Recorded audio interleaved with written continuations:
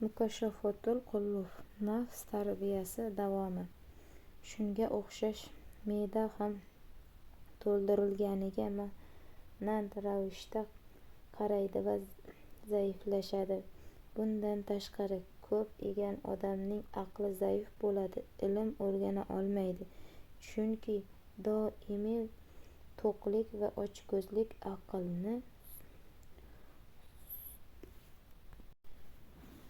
aqlni so'qir qiladi. Aqlli odam nafsining istak-xohishini ochlik orqali mahv etadi. Alloh buyurgan xulq asoslarini poymol etgan nafsini faqat ochlik isloh etadi. Chunki havoyi orzular va yeb-ichish kishini to'g'ri yo'ldan chiqarish uchun shayton qo'lidagi qurolga aylanadi. Shuning uchun ham Rasululloh alayhissalom bunday dedilar: shayton insonning qon tomirlarida aylanib yuradi. Uning yo'lini ochlik bilan to'sing. Qiyomat kuni Allohga eng muqarrab bandalar ko'proq och va tashna yurganlardir. Hikmat ahlidan biri bunday dedi: kimning nafsi g'olib kelib o'ziga itoat ettirsa, bunday kishi nafsning havoyi istaklari asiriga aylandi. U mag'lublar zindonidadir. Kimki nafsini hayu havas bilan sug'orilsa, qalbiga nadomat niholini ekkan bo'ladi. Inson zotiga eng katta xato me'dadan va yeyish-ichish hirsidan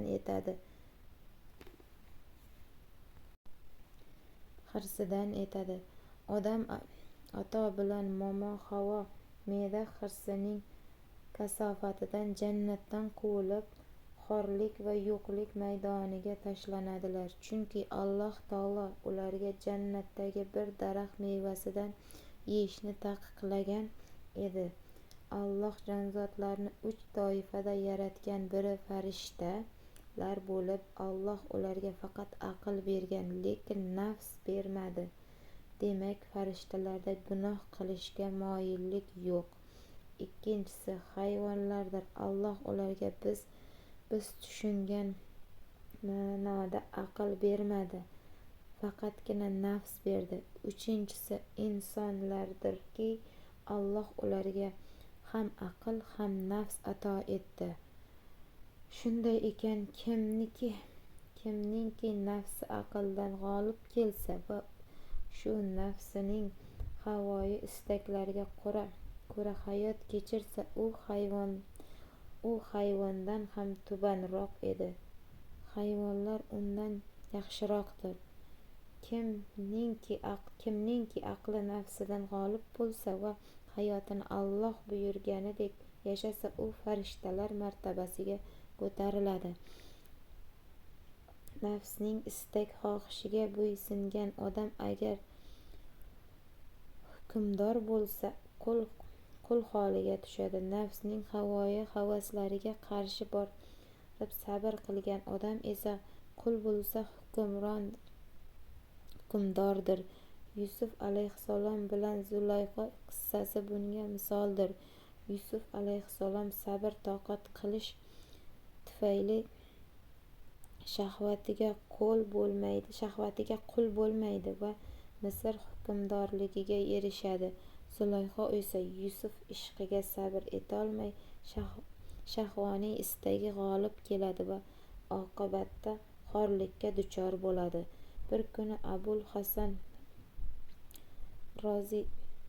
Roziy vafot etgan otasini tushida ko'radi. Egnida qatrondan bir kiyim bor edi. U otasiga: ey otajonim, nima bo'ldi? Nechun sizni bu qadar xunuk qiyofada ko'rmoqdaman, dedi. Otasi bu javobni berdi: ey o'g'lim, nafsim meni jahannamga yetakladi. Ey o'g'lim, nafsing hiylasidan saqlan. Aysh-ishratga o'chligim jonimga jabr yetkazdi. Men 4 zolim shayton, dunyo, nafs va hoyu havasga mubtalo bo'ldim. Ular menga dushman. Qanday bas qilaman. Xotam asom bunday dedi: nafsim itimdir, ilmim qurolimdir, gunohim umidsizligimdir, shayton esa dushmanimdir. Nafsimga aslo itoat etmayman, uni tepqilab haydayman. Nafs bilan kurash xususida Alloh taolo buyuradi: ey iymon keltirganlar, sizlardan kimki dunyodan qaytsa, Alloh shunday bir qavmni keltirurki, ularni Alloh sevadigan va ular ham uni sevadigan mo'minlarga nisbatan kamtar, kofirlardan esa o'zlarini yuqori tutuvchi, Allohning toat yo'lida jiddiy jahd qilguvchi, malomatchining malomatidan qo'rqmaydigan bo'lurlar. Bu Allohning fazlidirki, uni o'zi xohlagan bandalariga berur. Alloh karami keng, dono zotdir. Maida 54. Ey Muhammad, Rabbingizning yo'li, diniga hikmat va chiroyli nasihat bilan va'da eting. Nahl 125. Bizning to'g'rimizda, yo'limizda jiddu jahd qilganlarni albatta o'z yo'llarimizga hidoyat eturmiz. Albatta Alloh ezgu ish qiluvchilar bilan birgadir. Ankabut 69. Bir kuni payg'ambarimiz marhamat qiladilar: eng katta jihod nafs tarbiyasi uchun qilinadigan jihoddir. Jihoddan qaytishgan sahobalar roziyallohu anhum: biz kichik jihoddan katta jihodga qaytdik deyishlari, ular shu paytga qadar olib borgan barcha kurashlarini kichik jihod, nafs tarbiyasi uchun kurashni go'zal axloqli bo'lish bobida amalga oshirgan ishlarini katta jihod deb hisoblardilar. Nafs har qanday holatda insonni to'g'ri yo'ldan ozdirishi mumkin.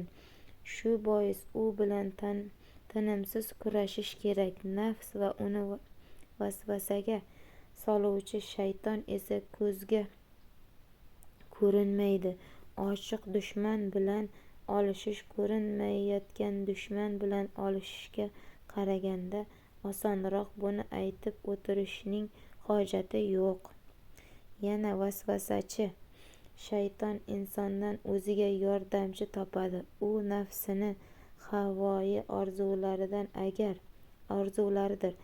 Agar shayton va nafs ikkisi insonni yo'ldan ozdirsa, u kishi Allohning azobiga duchor bo'ladi. Aynan shu borada bir hikmatli so'z bor.